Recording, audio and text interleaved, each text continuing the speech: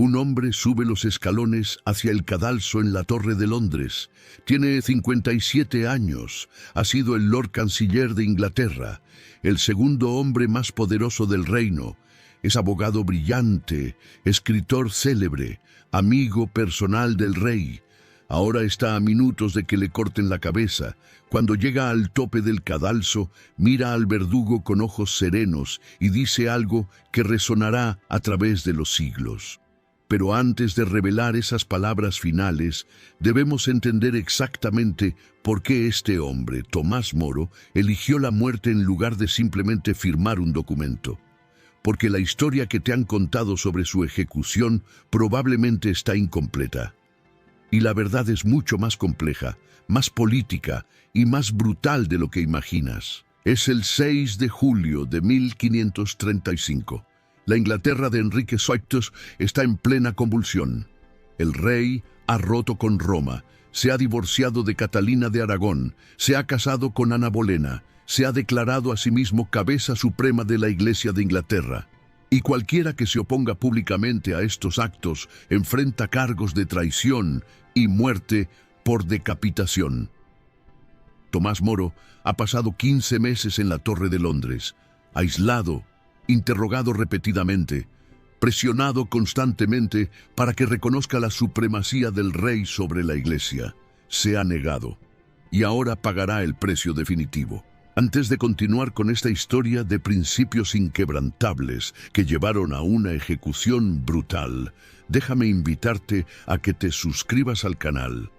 Si disfrutas este tipo de contenido histórico profundo que va más allá de las narrativas simplificadas, presionar ese botón de suscripción me ayuda enormemente a seguir creando estas investigaciones. Es completamente gratis y garantiza que no te pierdas ninguna de estas inmersiones en los momentos más fascinantes y complejos de la historia. Dicho esto, adentrémonos en los últimos días del hombre que Enrique VIII llamaba traidor y la Iglesia Católica llamaría santo. Para entender la ejecución de Tomás Moro, debemos primero comprender quién era antes de su caída. Nació en 1478 en Londres, hijo de un juez exitoso. Desde joven mostró una brillantez intelectual extraordinaria. Estudió en Oxford, se convirtió en abogado y rápidamente ascendió en la sociedad londinense mediante una combinación de talento legal, encanto personal e ingenio agudo. Pero Moro era mucho más que un abogado ambicioso. Era un humanista renacentista, parte del círculo intelectual que incluía a Erasmo de Rotterdam, el erudito más famoso de Europa. En 1516, Moro publicó su obra más famosa, Utopía, una obra de ficción política que imaginaba una sociedad ideal en una isla ficticia.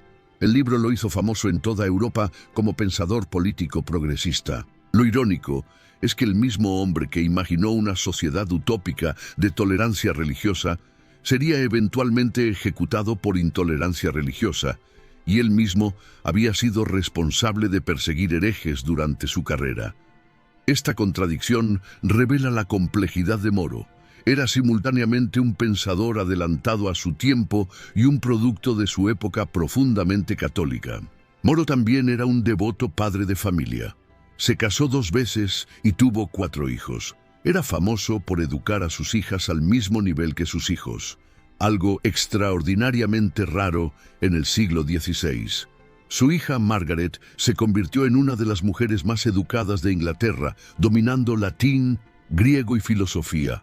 La relación entre Moro y Margaret sería crucial en sus últimos días. La carrera de Moro en el servicio real comenzó gradualmente. Enrique VIII, impresionado por su brillantez, lo incorporó a su consejo. Moro sirvió en misiones diplomáticas, demostró habilidad administrativa excepcional y ganó la confianza del rey.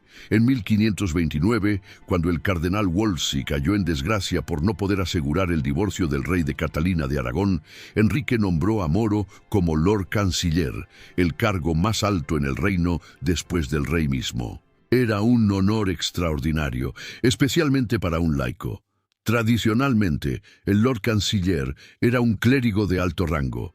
Que Enrique nombrara a Moro un abogado secular señalaba confianza tremenda. Pero también colocaba a Moro en una posición imposible, porque el asunto principal que dominaba la política inglesa era precisamente algo que Moro consideraba moralmente inaceptable: el divorcio del rey. Aquí debemos ser claros sobre algo que frecuentemente se malinterpreta. Moro no fue ejecutado por oponerse al divorcio del rey. Eso es una simplificación. El asunto era mucho más complejo y mucho más político. La crisis que destruiría a Moro no era sobre un matrimonio, sino sobre quién tenía autoridad suprema sobre la Iglesia en Inglaterra: el Papa o el Rey. Enrique VIII quería divorciarse de Catalina de Aragón, porque después de 24 años de matrimonio, solo tenían una hija sobreviviente, María. Enrique estaba desesperado por un heredero varón. También estaba apasionadamente enamorado de Ana Bolena, que se negaba a convertirse en su amante y exigía matrimonio. Enrique argumentaba que su matrimonio con Catalina era inválido, porque ella había estado previamente casada con su hermano mayor Arturo. La Biblia, afirmaba, prohibía tales matrimonios. El Papa Clemente VII se negó a anular el matrimonio. Había razones teológicas complejas, pero la razón práctica principal era política. Catalina era tía del emperador Carlos V, el gobernante más poderoso de Europa, que había saqueado Roma recientemente y mantenía al Papa esencialmente como prisionero. Clemente no podía insultar a Carlos anulando el matrimonio de su tía. Enrique, frustrado, tomó una decisión radical. En 1534, mediante el Acta de Supremacía, el Parlamento inglés declaró que el rey, no el Papa, era la cabeza suprema de la Iglesia de Inglaterra. Esto no era simplemente sobre divorcio. Era una revolución que cortaba a Inglaterra de 1000 años de autoridad papal y centralizaba todo el poder religioso en la corona. Todos los funcionarios, clérigos y personas prominentes debían jurar el Acta de Sucesión, que declaraba legítimos a los hijos de Enrique con Ana Bolena, y el Acta de Supremacía, que reconocía al rey como cabeza de la Iglesia. Rechazar era traición, punible con muerte. Moro enfrentó un dilema imposible. Como Lord Canciller, se esperaba que apoyara las políticas del rey, pero como católico devoto, creía que el Papa, no ningún rey terrenal, era la cabeza legítima de la Iglesia universal. Su conciencia le prohibía jurar el Acta de Supremacía, pero rechazar públicamente era sentencia de muerte segura. La estrategia de Moro fue intentar un camino intermedio. Renunció como Lord Canciller en 1532, citando mala salud. Se retiró a su casa en Chelsea, alejándose de la vida pública.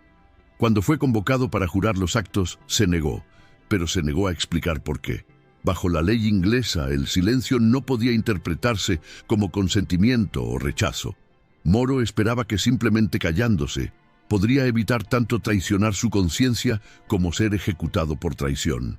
Esta estrategia del silencio revela la brillantez legal de Moro. Conocía la ley mejor que casi cualquiera en Inglaterra. Sabía que para condenarlo por traición, la corona necesitaba evidencia de que había rechazado maliciosamente la supremacía del rey. Si nunca declaraba públicamente su posición, técnicamente no podían probar traición. Durante un año esto funcionó. Moro vivía en retiro, escribiendo obras devocionales, rezando, pasando tiempo con su familia. Pero Enrique no estaba satisfecho. No era suficiente que Moro estuviera callado. El rey quería el apoyo explícito de su antiguo Lord Canciller, el hombre cuya reputación de integridad moral era reconocida en toda Europa. La aprobación de Moro legitimaría las acciones de Enrique de formas que ninguna cantidad de obispos intimidados podría lograr. En abril de 1534, Moro fue convocado para jurar el Acta de Sucesión. Llegó preparado con su estrategia, dijo que juraría la sucesión, reconociendo a los hijos de Ana como herederos legítimos, pero no juraría el preámbulo del acta que declaraba la supremacía del rey sobre la Iglesia. Era una distinción sutil pero crucial. Estaba dispuesto a obedecer al rey en asuntos seculares, pero no en asuntos espirituales. Esto no fue aceptado. O juraba todo el acta o nada. Moro se negó, fue arrestado inmediatamente y llevado a la Torre de Londres. Pasaría los siguientes 15 meses allí, en condiciones que gradualmente se deterioraron de confinamiento cómodo a prisión brutal. Los primeros meses Moro tenía permitido libros, materiales de escritura y visitas regulares de su familia. Usó este tiempo para escribir extensamente, produciendo obras devocionales que reflexionaban sobre el sufrimiento, la fe y la preparación para la muerte. Estas obras, especialmente su diálogo del consuelo contra la tribulación, revelan su estado mental. Estaba asustado, era humano, pero estaba determinado a mantener su posición. Las cartas entre Moro y su hija Margaret durante este período son desgarradoras. Margaret lo visitaba regularmente, suplicándole que reconsiderara. Le recordaba a sus hijos, a sus nietos, a toda la familia que sufriría por su obstinación. Le argumentaba que otros hombres buenos habían jurado el acta y racionalizado hacerlo. ¿Por qué él debía ser diferente? ¿Por qué su conciencia debía importar más que sus responsabilidades familiares? Las respuestas de Moro revelan la agonía de su posición. Amaba profundamente a su familia. La idea de dejarlos lo torturaba, pero argumentaba que había principios que trascendían incluso el amor familiar. Si juraba algo que creía falso, dañaría su alma inmortal. ¿Y qué padre elegiría la seguridad temporal sobre la salvación eterna, no solo la suya, sino potencialmente la de sus hijos, si les enseñaba que los principios podían abandonarse cuando era conveniente? Margaret eventualmente se rompió. En una visita, le dijo que ella y toda la familia habían jurado el acta. Le suplicó que considerara que si todos los demás lo habían hecho, incluyendo obispos y teólogos, quizás estaba equivocado al resistir. Moro respondió con una parábola sobre la mayoría no siempre teniendo razón, pero se notaba el dolor en sus palabras. La brecha entre padre e hija, que habían sido tan cercanos intelectualmente, se había vuelto insoportable. Mientras tanto, las autoridades intensificaban la presión. Moro fue interrogado repetidamente por funcionarios reales, incluyendo Thomas Cromwell, el secretario principal del rey. Cromwell era el arquitecto de la ruptura de Inglaterra con Roma, un político brillante y despiadado. Intentó todos los métodos para hacer que Moro hablara. Primero intentó persuasión racional, argumentando que la supremacía real era simplemente sentido práctico. Luego intentó intimidación, describiendo exactamente qué le sucedería si era condenado por traición. Luego intentó engaño, afirmando falsamente que otros habían testificado contra él. Moro, usando toda su experiencia legal, respondía a cada interrogatorio con silencio cuidadoso o respuestas técnicas que no revelaban su posición real. Las condiciones de encarcelamiento de Moro se deterioraron. Sus libros fueron confiscados, sus materiales de escritura fueron quitados, las visitas familiares fueron restringidas severamente. La Torre de Londres, especialmente en invierno, era brutalmente fría y húmeda. Moro, que nunca había sido robusto físicamente, comenzó a sufrir problemas de salud graves. Desarrolló problemas respiratorios, dolores en el pecho, debilidad general. En marzo de 1535, el Parlamento aprobó el acta de traición, que hacía explícitamente traicional negar la supremacía real, incluso solo de palabra. Ya no era necesario probar acción maliciosa. Las palabras solas eran suficientes para condena.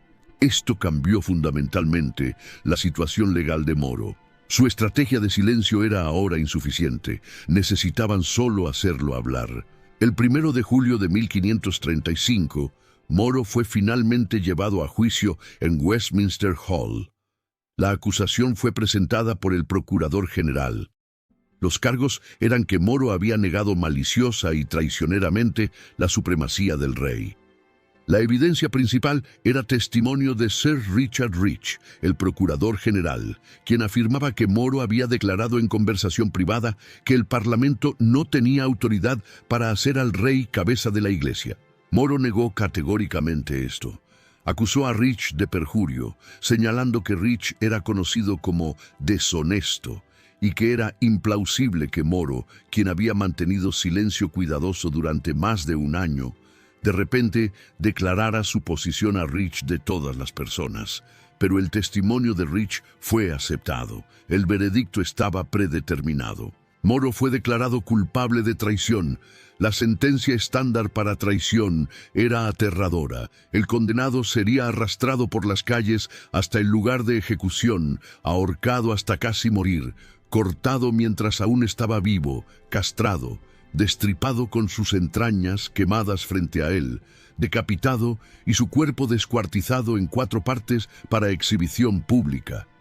Era la muerte más horrible que la ley inglesa podía infligir. Pero Enrique, en un acto de misericordia, conmutó la sentencia a simple decapitación. Moro sería ejecutado como noble, no como traidor común. Esto era significativo. Enrique todavía respetaba a Moro lo suficiente para ahorrarle la humillación y tortura extrema, incluso mientras lo mataba por desafiar la autoridad real. Solo después de ser sentenciado, Moro finalmente habló libremente. Ya no había razón para el silencio. Su destino estaba sellado. En su declaración final al tribunal, explicó su posición completa por primera vez. Argumentó que ningún parlamento temporal tenía autoridad para cortar a Inglaterra de la unidad de la cristiandad. Citó precedentes legales e históricos. Invocó su conciencia y la tradición de 1500 años de la Iglesia Universal. Era una declaración brillante, apasionada y completamente inútil. El veredicto no cambiaría, pero Moro lo sabía. Estaba hablando para la historia, estableciendo el registro de por qué había elegido morir en lugar de ceder. Los días siguientes, antes de la ejecución, fueron pasados en oración intensa. Moro escribió cartas finales a su familia. A Margaret escribió con carbón en papel porque se le habían quitado todos los materiales de escritura apropiados. La carta expresaba amor profundo, gratitud por su compañía durante su vida y esperanza de que se reunirían en el cielo. Era simultáneamente desgarradora y serena. En la mañana del 6 de julio, Moro fue informado que sería ejecutado ese día. Se vistió con su mejor ropa. Luego se cambió a algo más simple, recordando que el verdugo esperaría pago y no quería que la familia tuviera que pagar de más. Este detalle revela el humor seco de Moro incluso enfrentando la muerte.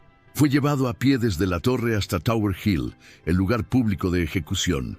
La caminata era corta pero significativa.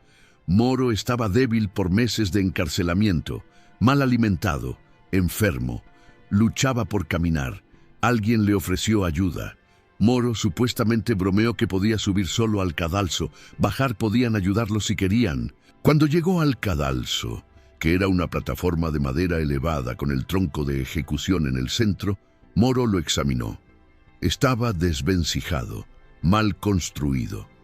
Le dijo al oficial a cargo que parecía peligroso.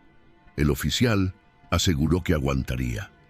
Moro respondió con otra broma. No importaba mucho, no estaría allí mucho tiempo. Este humor ante la muerte inminente era característico del humanismo renacentista de Moro. Se esperaba que un hombre educado enfrentara incluso su ejecución con compostura y, si era posible, ingenio. Era una actuación para la multitud, pero también reflejaba genuinamente la personalidad de Moro. Subió al cadalso con dificultad. Las escaleras estaban mal construidas. El verdugo se acercó y, según costumbre, le pidió perdón por lo que estaba a punto de hacer. Moro lo perdonó, supuestamente diciéndole que le haría el mayor servicio posible. Luego le dio al verdugo una pequeña cantidad de dinero como pago, según era tradicional. Moro entonces se dirigió a la multitud reunida. Era costumbre que los condenados hablaran antes de la ejecución. Algunos daban largos discursos proclamando inocencia o denunciando a sus enemigos. Otros confesaban y suplicaban perdón.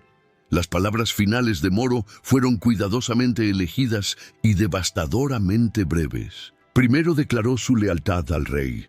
Dijo que moría siendo el buen servidor del rey, pero primero el servidor de Dios.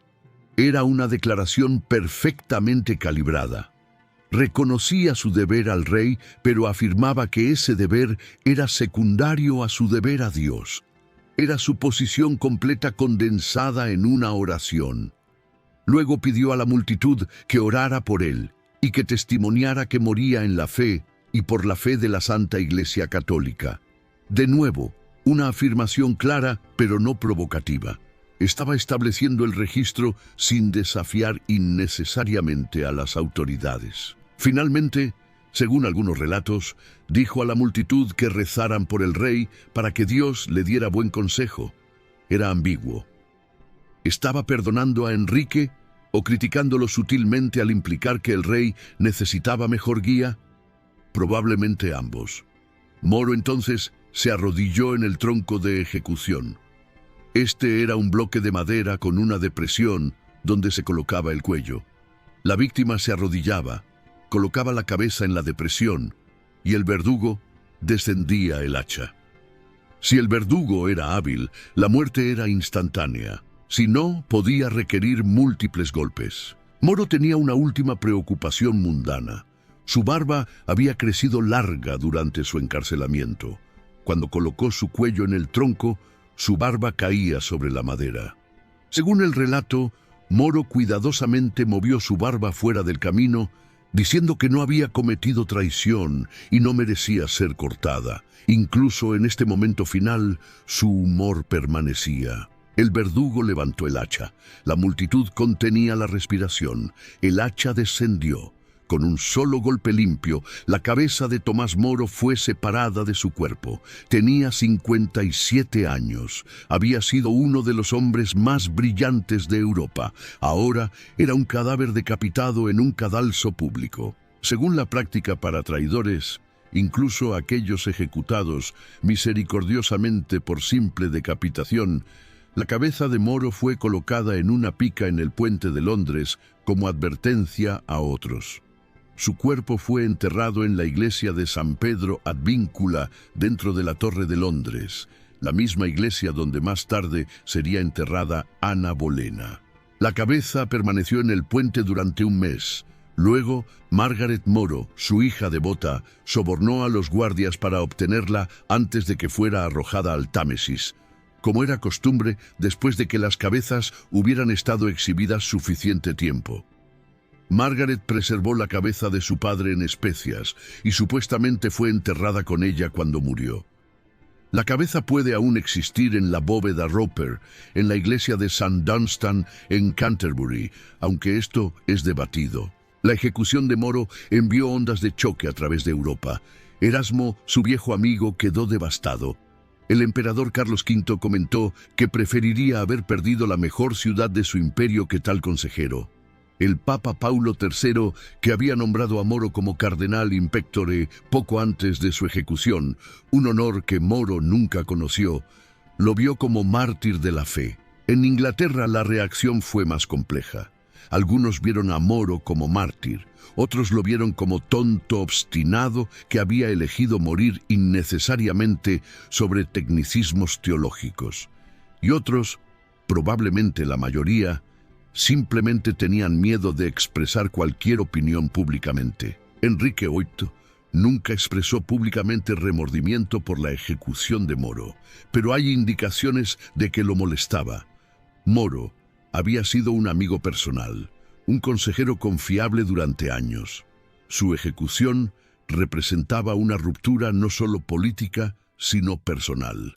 Algunos historiadores sugieren que la rapidez de Enrique en ejecutar subsecuentemente a Ana Bolena, apenas un año después, reflejaba en parte culpa desplazada sobre Moro. La reputación de Moro evolucionó dramáticamente a lo largo de los siglos. Inmediatamente después de su muerte, los católicos lo veneraron como mártir. Durante el reinado de la hija de Enrique, María I, que restauró temporalmente el catolicismo, Moro fue celebrado.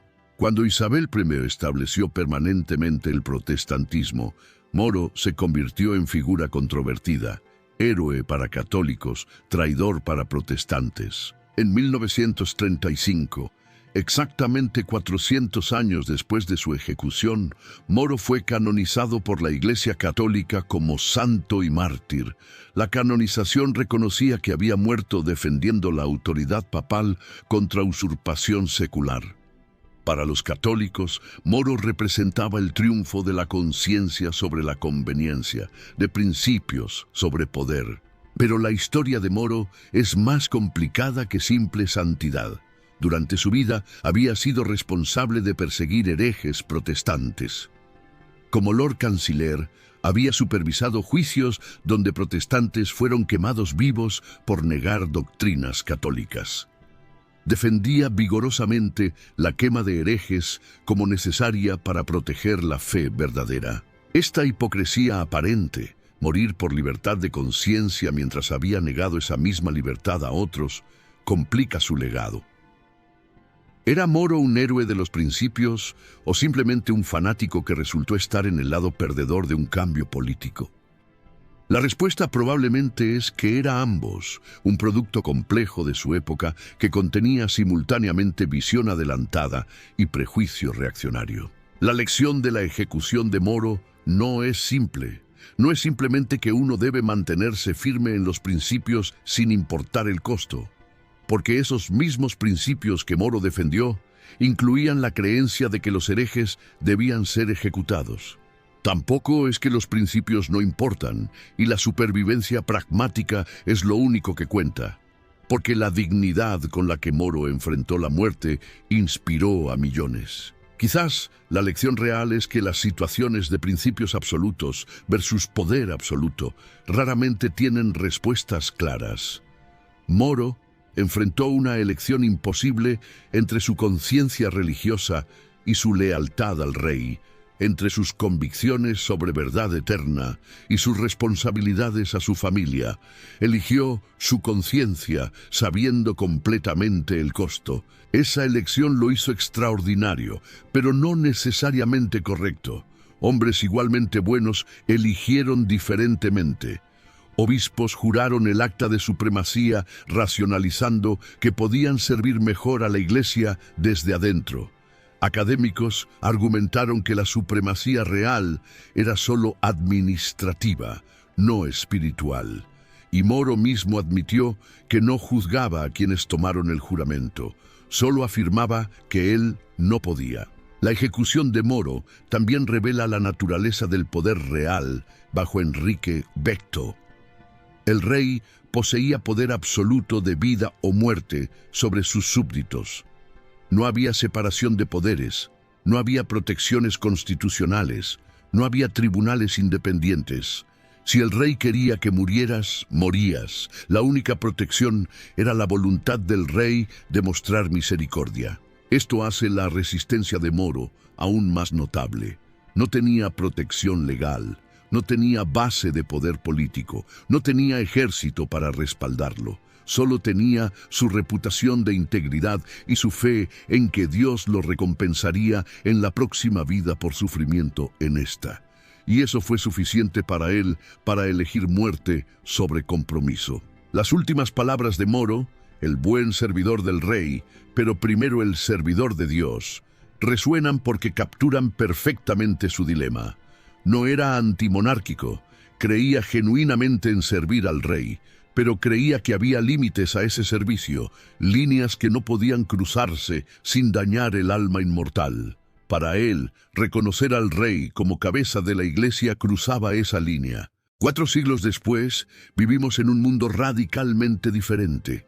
La mayoría de las democracias modernas tienen libertad de conciencia consagrada constitucionalmente.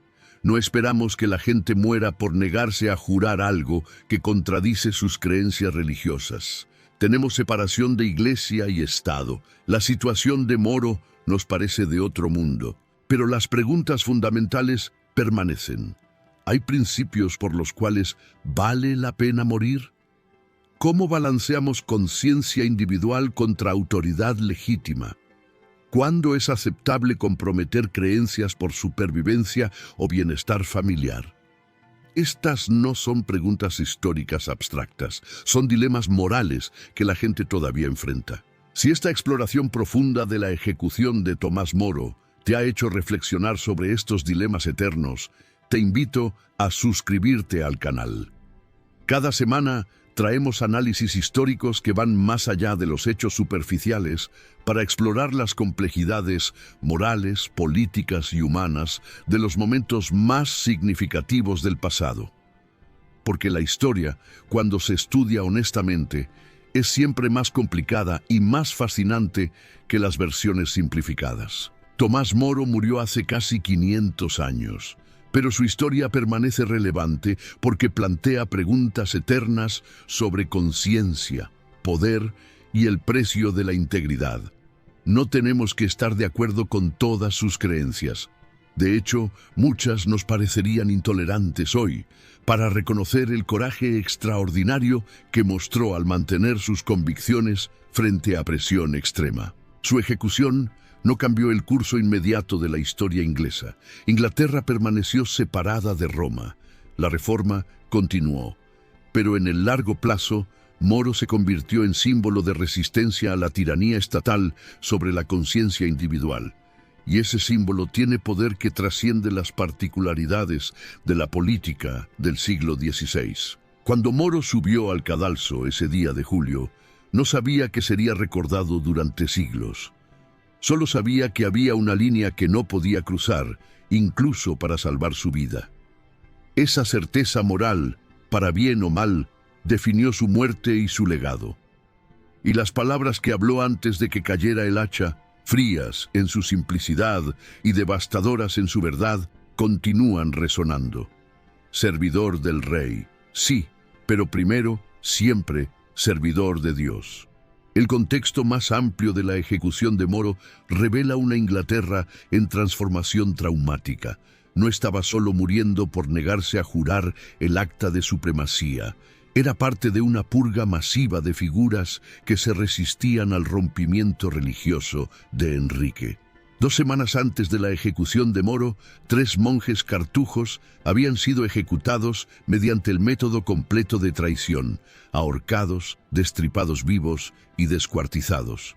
El obispo John Fisher, amigo cercano de Moro y otro oponente prominente de la supremacía real, fue decapitado apenas 5 días antes que Moro. Fisher era cardenal, príncipe de la Iglesia, uno de los obispos más respetados de Inglaterra.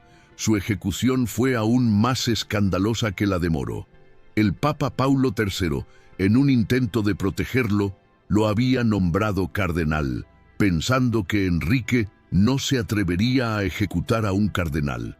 Fue un grave error de cálculo. Enrique estaba tan enfurecido por el nombramiento que aceleró la ejecución de Fisher, declarando que le enviaría la cabeza de Fisher al Papa si quería el sombrero rojo del cardenal. Fisher y Moro habían mantenido correspondencia secreta durante su encarcelamiento.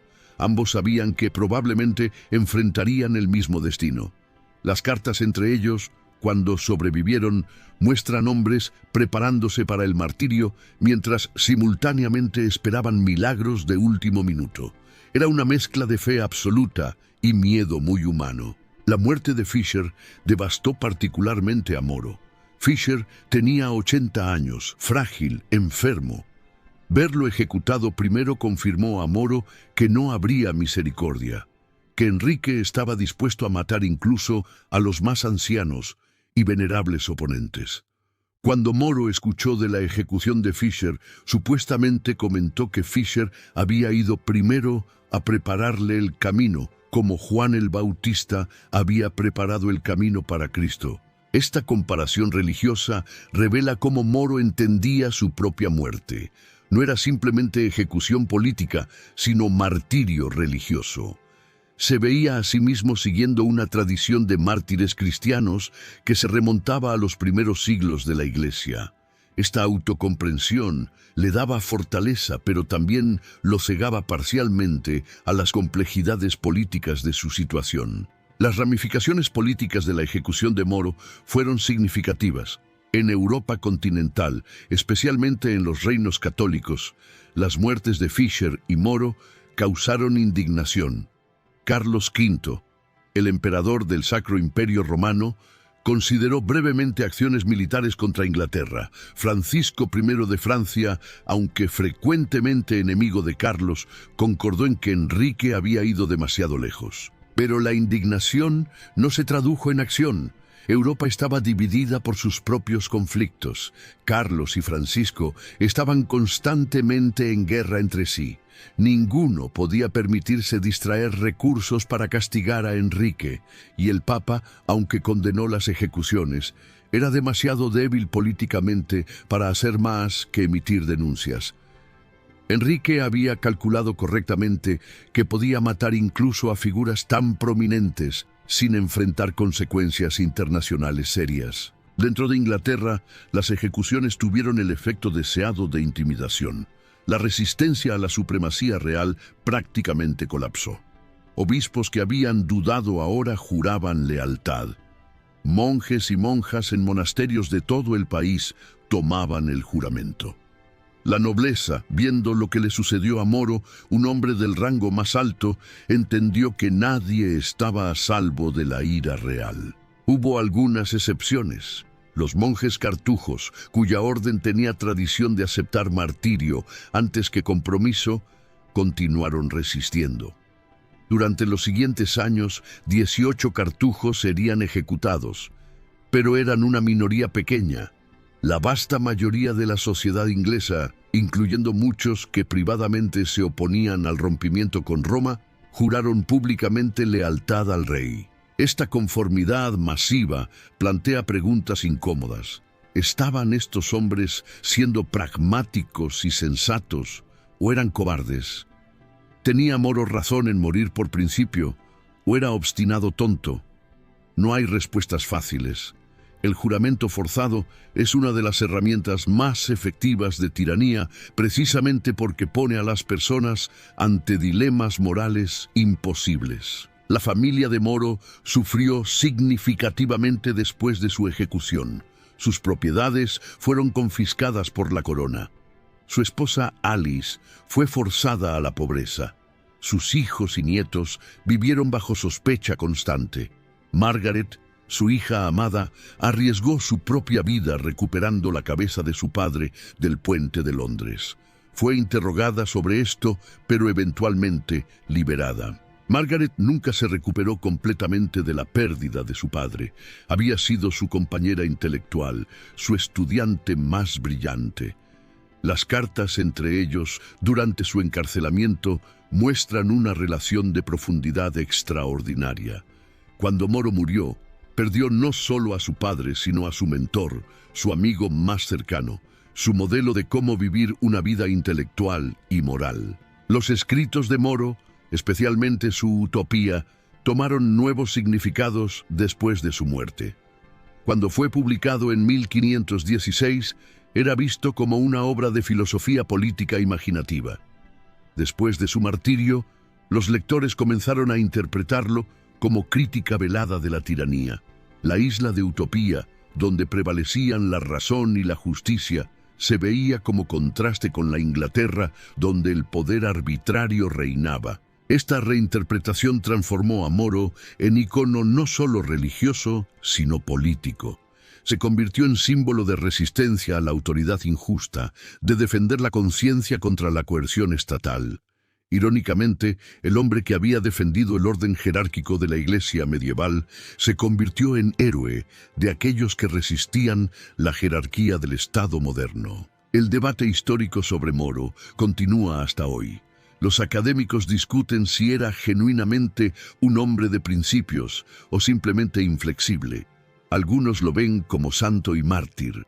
Otros lo ven como fanático que había perseguido protestantes cuando tenía poder y luego se convirtió en víctima cuando los vientos políticos cambiaron. La verdad, como siempre, es compleja. Moro contenía multitudes. Era humanista que defendía la educación de mujeres, pero también inquisidor que quemaba herejes. Era autor de una obra visionaria sobre una sociedad ideal, pero también pragmático político que sirvió a un rey tiránico durante años. Era padre devoto que amaba profundamente a su familia, pero eligió morir y dejarlos en la indigencia. Estas contradicciones no hacen a Moro menos interesante, si acaso lo hacen más humano. No era un santo de yeso, sino una persona real que luchaba con dilemas morales imposibles y frecuentemente tomaba decisiones que nos parecen inconsistentes. Juzgarlo requiere entender el contexto del siglo XVI, sin usar ese contexto para excusar todo. La reforma inglesa, que Moro resistió hasta la muerte, transformó fundamentalmente a Inglaterra. La ruptura con Roma no fue solo cambio religioso, fue revolución política, económica y social. Los monasterios fueron disueltos y sus vastas propiedades redistribuidas a la nobleza, creando una nueva clase terrateniente con interés en mantener la reforma. La Biblia fue traducida al inglés, democratizando el acceso a la escritura. La autoridad del rey se expandió enormemente, estableciendo el precedente para el Estado centralizado moderno. Desde esta perspectiva, Moro estaba en el lado perdedor de la historia. La Inglaterra que resistió desapareció permanentemente. El catolicismo fue eventualmente marginalizado. La supremacía papal sobre Inglaterra nunca fue restaurada. En términos puramente pragmáticos, su muerte no logró nada. Si hubiera jurado el acta, habría vivido y posiblemente habría influenciado los eventos subsecuentes de maneras que beneficiaran su causa. Pero reducir la acción de Moro a cálculo pragmático pierde el punto. No murió pensando que su muerte detendría la reforma. Murió porque creía que su alma inmortal estaba en juego. Desde su perspectiva teológica, vivir unas pocas décadas más en la tierra pero condenar su alma a la eternidad en el infierno no era un buen trato. Para él, las apuestas eran infinitas. Esta cosmovisión es difícil para las personas modernas seculares de apreciar completamente. Vivimos en una era donde la mayoría de las personas no ven la religión como asunto de vida eterna o condenación eterna. Para Moro y sus contemporáneos, estas eran realidades absolutas. El infierno no era metáfora, sino lugar real de tormento eterno. El cielo no era concepto abstracto, sino destino real alcanzable mediante fe y obediencia correctas. Entender esto no requiere compartir las creencias de Moro, pero requiere tomar en serio que eran genuinas para él. No estaba siendo dramático o suicida. Estaba haciendo lo que creía que era la elección racional, dadas sus creencias sobre la realidad. Las últimas horas de Moro en la torre, antes de su ejecución, fueron pasadas en intensa preparación espiritual. Rezó el rosario, hizo confesión final, recibió la comunión. Se despojó de todas sus posesiones terrenales restantes, distribuyéndolas a guardias y sirvientes. Se preparó mental y espiritualmente para morir. Hay algo profundamente conmovedor sobre este proceso. Moro, quien había sido uno de los hombres más poderosos de Inglaterra, se reducía deliberadamente a nada. Renunciaba a posesiones, poder, familia, vida misma. En su mente, esto era liberación. El mundo material era prisión, la muerte era escape a la realidad verdadera del cielo. Esta preparación espiritual incluía confrontar su propio miedo. Las cartas de Moro desde prisión muestran que estaba aterrorizado de la muerte. Temía el dolor de la decapitación, temía fallar en el último momento y ceder al terror. Rezaba constantemente por fortaleza para enfrentar su ejecución con dignidad. El hecho de que tuvo éxito, que subió al cadalso con compostura e incluso humor, es notable precisamente porque no era fácil. No era naturalmente valiente frente a la muerte. Era humano, asustado, desesperado por vivir. Pero dominó ese miedo mediante disciplina espiritual y convicción de que estaba haciendo lo correcto. Los testigos de su ejecución comentaron sobre su serenidad. En una época donde las ejecuciones públicas eran entretenimiento común, la gente sabía cómo las víctimas típicamente se comportaban. Muchos gritaban, lloraban, suplicaban por misericordia.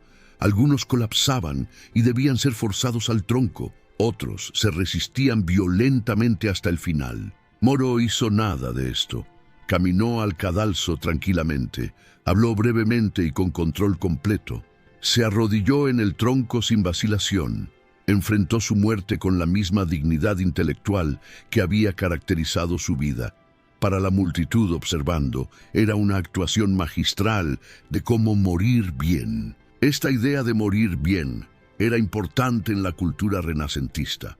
Los manuales de conducta de la época incluían instrucciones sobre cómo comportarse en la ejecución. Se esperaba que una persona educada mantuviera compostura, hablara elocuentemente, perdonara a enemigos y afirmara fe. Moro cumplió todos estos requisitos perfectamente. Pero no era solo actuación. Para Moro, morir bien era espiritualmente significativo. Creía que enfrentar la muerte con valor demostraba la fortaleza de su fe. Era testimonio final del mundo de que sus convicciones eran genuinas, que no era fanfarrón político, sino verdadero creyente dispuesto a morir por sus creencias. El impacto de la ejecución de Moro en Enrique VIII es difícil de medir. El rey nunca expresó públicamente remordimiento. Pero hay indicios de inquietud. Enrique supuestamente tenía pesadillas sobre Moro. Se volvió cada vez más paranoico sobre traición después de 1535, y su trato de asesores subsecuentes sugería que nunca volvió a confiar completamente en nadie de la manera que había confiado en Moro. Más reveladoramente, Enrique eventualmente se arrepintió de algunos de los actos que habían llevado a la ruptura con Moro. La ejecución de Ana Bolena, apenas un año después, fue parcialmente impulsada por el fracaso de Enrique de producir heredero varón con ella. La mujer por quien había desafiado al Papa, roto con Roma y ejecutado a su mejor consejero, terminó decapitada en el mismo cadalso. Esta ironía no habría escapado a los contemporáneos. Moro había muerto porque Enrique estaba desesperado por casarse con Ana. Ana murió porque no pudo darle a Enrique el heredero que justificara todo el trastorno.